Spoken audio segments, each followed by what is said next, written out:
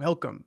My name is Jack Rome, and on behalf of the Center for Awakening, I'm glad to welcome you to Meet the Speaker, a live series with speakers from the upcoming 3-day online immersive conference Awaken Stillness, The End of Dreaming, taking place from November 8th to 10th. This series is designed to give you a brief taste of the direct experience that you can expect from each session during the conference. As a meditation and self-inquiry facilitator and filmmaker, Dan Schmidt is the creator of the award-winning film Inner Worlds, Outer Worlds, and the ongoing Samadhi film series. With his not-for-profit Awaken the World initiative and Samadhi Center in Ontario, Canada, Dan combines self-inquiry with traditional forms of meditation so we can have the opportunity to realize our transcendent nature and purify ourselves of conditioned patterns. Also, the human vessel becomes permeable to our true nature. Dan's conference session is titled Making the Unconscious Mind Conscious, Creating the Conditions for Awakening to Arise. His session will allow participants to set aside 5 hours for progressive stages of continuous, single-pointed self-inquiry, creating conditions of no escape for the egoic mind. So, yeah, this session is really going to be an opportunity on November 8th to dive deeply into the kind of sadhana that we do in our longer online retreats. So we're going to be doing exactly what we do at those retreats during the 5 hours. And part of that is going to be working in dyads, or it really depends how many people show up as well. There'll be small groups possibly as well. I think we have a limit of 100 people that we can do in breakout rooms. But we'll be working in these small groups, and it's kind of like doing inquiry or meditation with a partner, where one person will be doing the inquiry, and then however many others are there, they'll be witnessing, and they'll say, "Tell us who you are," and then the person doing the inquiry will start to inquire directly into their true nature. And when we do this kind of inquiry, of course, the conditioned mind is there. At the beginning, what we see is the conditioned mind. We'll see this phenomena that starts coming up, bubbling up from the unconscious, which we sometimes call these samskaras, or these conditioned patterns that we hold in the unconscious. So this is a way to kind of clear the mind, as it says in the title, making the unconscious conscious. So we in this technique, the way it works is we have this intention to directly experience our true nature, to really know ourselves. So in that moment where we inquire directly into our true nature, this is what I'm going to try and convey today, because this is something we could sort of practice leading up to the event. How do I directly inquire into my true nature? When I do this direct inquiry, part of the technique will be to just report what comes up in the mind body as a result of that direct inquiry. But how do I do a direct inquiry? What is that? And I like to call this sometimes a practiceless practice, because there is no doing. So this is the crazy paradox, or the thing that the mind has to learn, which is to give up its control, or give up its seeking, give up its doing. So what we're going to be doing, these partners that we're with, they're going to say, "Tell us who you are. We want to know who you are." So you inquire directly into your true nature. And direct means really direct. So the mind that looks, the mind that searches, is not it. The mind actually will get very confused in this process.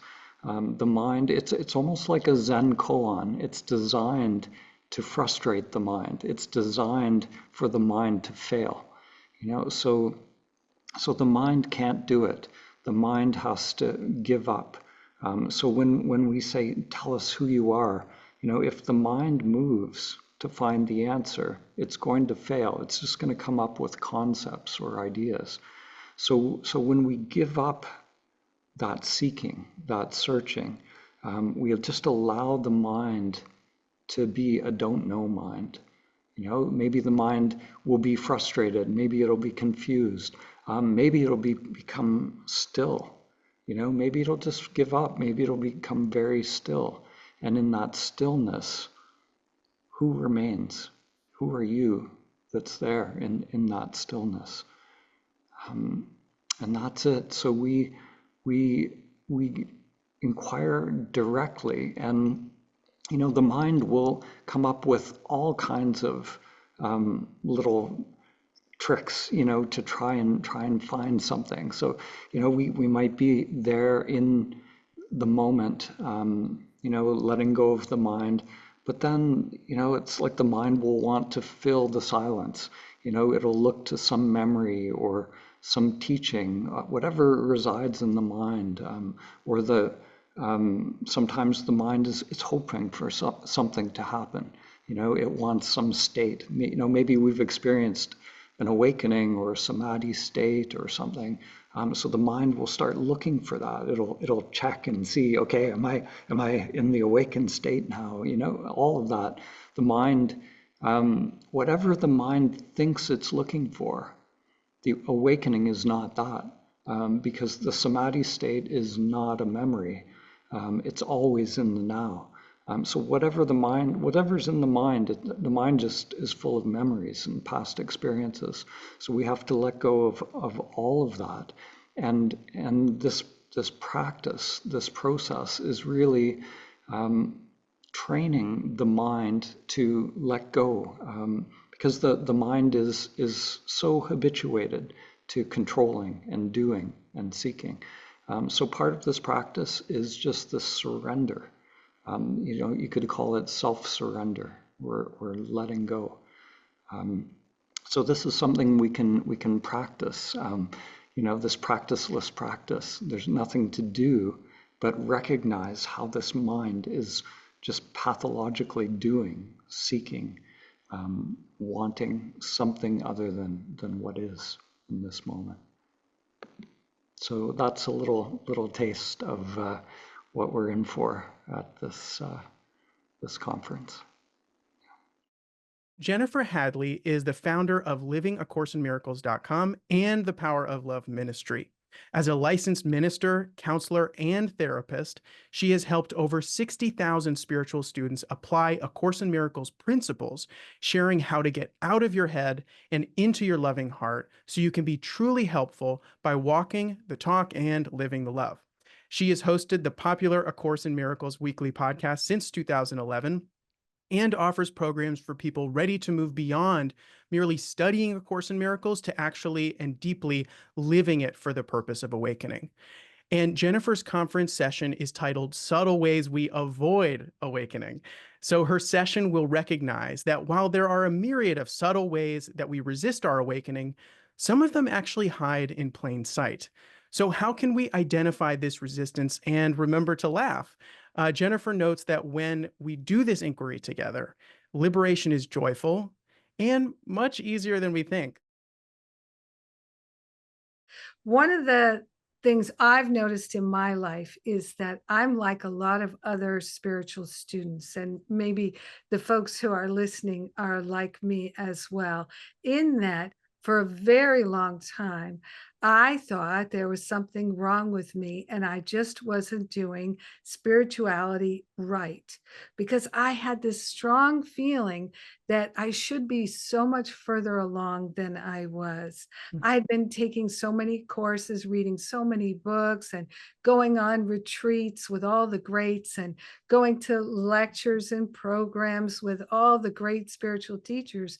And yet I still found that I was isolating and self-medicating, and I was embarrassed and ashamed that I wasn't more awake, I wasn't more conscious than I felt like I was, and I was constantly judging myself that I should be further along and further along, and I wasn't as spiritually mature as I thought I should be or could be, and that maybe something was just really fundamentally wrong with me. So I, through the help of practicing and really living spiritual teachings and focusing in on that practical application, I discovered that that was the part that I was missing. But I also realize that there are a myriad of subtle ways that we're actually actively avoiding our awakening that we don't even realize. And so I love this opportunity to talk about these in the conference and to do some real work together to bring some illumination to those nooks and crannies of our consciousness where those hidden thoughts and beliefs and habits and behaviors and patterns are lurking, and they're hiding in plain sight at times too. So being able to unearth them and have these wonderful ahas, oh my God, I have been doing that. That's been preventing me from making spiritual progress. I didn't even realize it. I love when we can have those aha moments together. So doing a practical spiritual practice together, getting some clarity, because, there is so much that all of life has for us and supports us in our awakening. But we all have some level of resistance, some level of reluctance, where we're ego identified and we're just not yet ready or willing to let our attachments go, to let them dissolve and resolve permanently back to the root cause. So I love to be able to get into those nooks and crannies, because once we shine the light there and bring it to the light, so the light can shine upon it, the light from our awareness, then the healing naturally occurs. So we don't have to make something happen, and we don't even have to know how to get it to heal.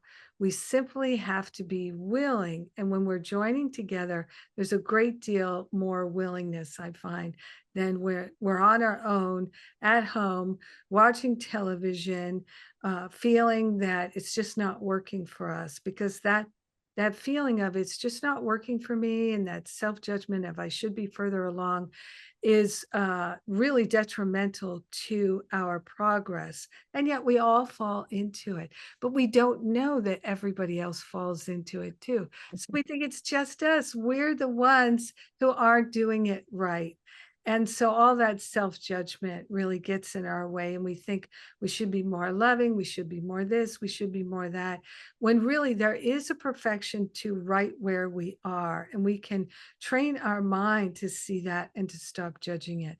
So that's what I'm looking for in this session, is helping people identify the subtle ways that they have been resisting awakening so they can just eliminate them. That's that. That's done. That's over. I see you now. It's like if you find in your home that there's a certain place where dust is collecting and you realize, oh my God, look at that. I've never dusted in that place. Or there's vermin or bugs in that place. Once you see it, oh, well, you can't unsee it. So now you're going to pay attention to it. Now you're going to clean it out. And once you really clean it out, you don't have to keep going back to it and checking it and checking it.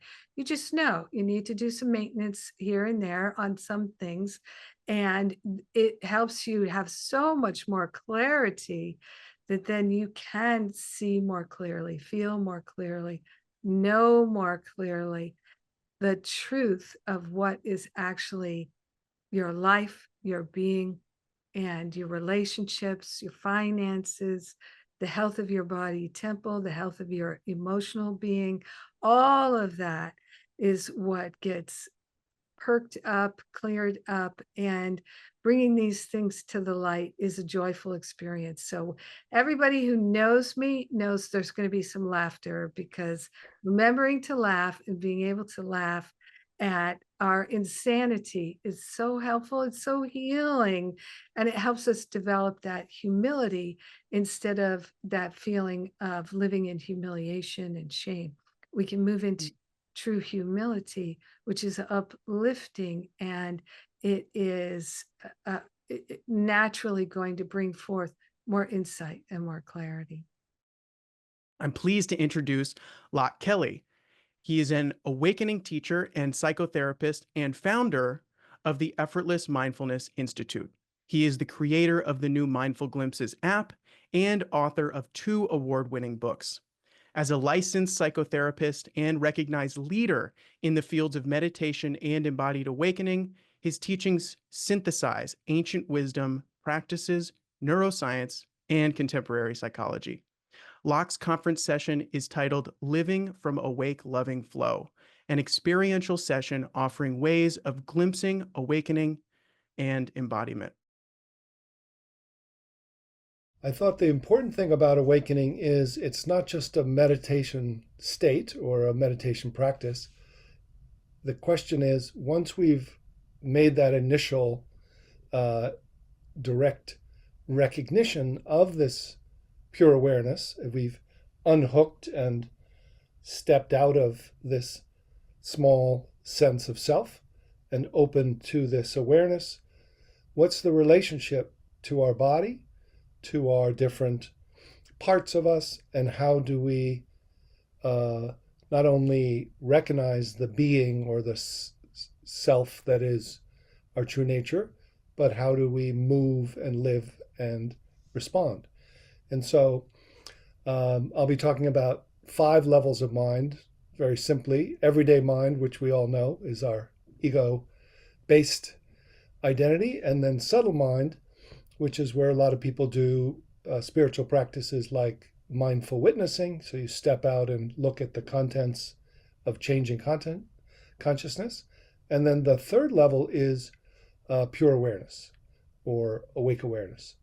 And many people stop at this stage of this initial awakening from, but in this map that we'll be exploring, the awake awareness then comes into what Buddhism calls non-duality, which is awake awareness and aliveness are not two. So they call it the same taste, which is the unity of awake awareness and our embodied human life. Then the 5th stage, which is where I've been really focusing, is what I call awake loving flow, which is that once we feel we've dropped from head to spacious awareness to embodied heart, then there's this unity of awareness and our precious human body and our psychology, different parts of us that arise. So we're not getting rid of our whole personality and becoming kind of a robot of awareness. We're arriving here, and then with a new leadership from awake awareness that's embodied and open-hearted, we are able to respond rather than react. And there's a feeling of being both supported by something greater than ourselves and having a choice that feels like being in a flow state. If you've listened to music or played music or been in a sport or kind of walked in nature, played with, there's something where you're out of your self-referencing, but your eyes are open and you're dropped into your heart. There's a feeling of unconditional love and connection, a sense of safety, but also the ability to talk and walk and create and relate. And so moving through these levels of mind and not stopping at the mindful witness or pure awareness or kind of presence, which is kind of the embodied safety, but moving all the way to live this life of awakening is really the what I've discovered that is the unity of these last three is where people can live from this awake consciousness. So I thought I would share with you a glimpse practice. So a glimpse is not a meditation state, but it's actually takes the premise that this awake consciousness is already here, this awareness that is like an ocean of awareness arising as our body, and that we're currently caught in this small sense of self. And what we can do is we can have this awareness unhook and drop to be aware of our body from within, not just looking down with attention, but literally unhooking, dropping, embodying, and then come into our heart space. So you may have already started doing it, but for those who didn't, we'll try again. So feel that sense of where are you listening to me from? And locate a part of us that's often the thinker or the small self or the manager. It's actually a functional part. We don't need to get rid of it, but we need to decenter and recognize this awake, loving heart. So have that awareness that's identified, simply unhook itself and begin to drop so that your awareness feels your jaw and your smile, and then drop into being aware of your throat directly from within. So you're not stretching attention down. You don't need to go back up to thought, but feel as if you've decentered and still feel embodied, and yet you're in this subtle awareness that now drops below your neck and feels your body from within. And feel that relief. And now see if this awareness can find this heart space, kind of the new center, heart mind. A safe, open space, almost like a river of awareness going subtly into this awake, open heart. And as you drop in, notice what you feel as you open up through your heart space back to the middle of your body, and then uniquely out the back of your body to discover the awareness that has your back. So feel as if this globe of awareness opens, discovers this spacious presence, this ocean of awareness that then has always been here and is your support as that which is greater than you.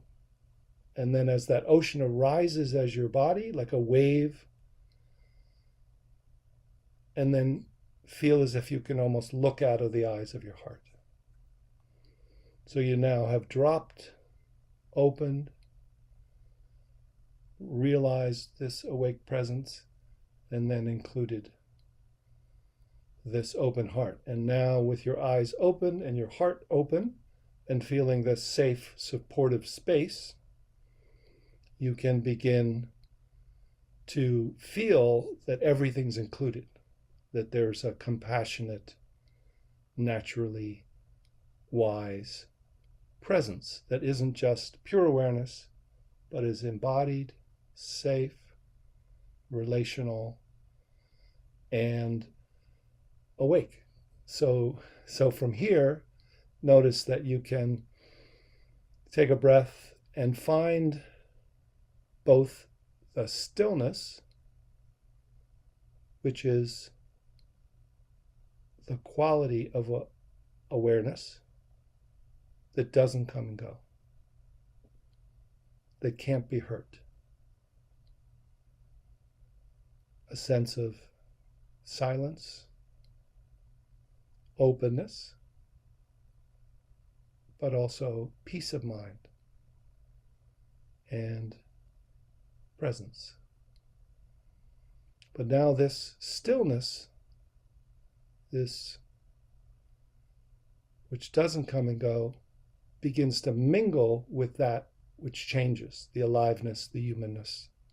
So there is now not just being stuck in stillness, but being this dynamic stillness of this open-hearted, awake, loving flow that we can begin to talk from and create and relate and feel that there is this new natural next stage of life called awakening that isn't just a meditation state, but literally brings this joy and this freedom to us, and learning how to navigate these 5 levels of mind and go through this kind of dropping or opening, including finding the safety and then being with our psychological system, our shadow parts, or our what's called exiles in internal family systems,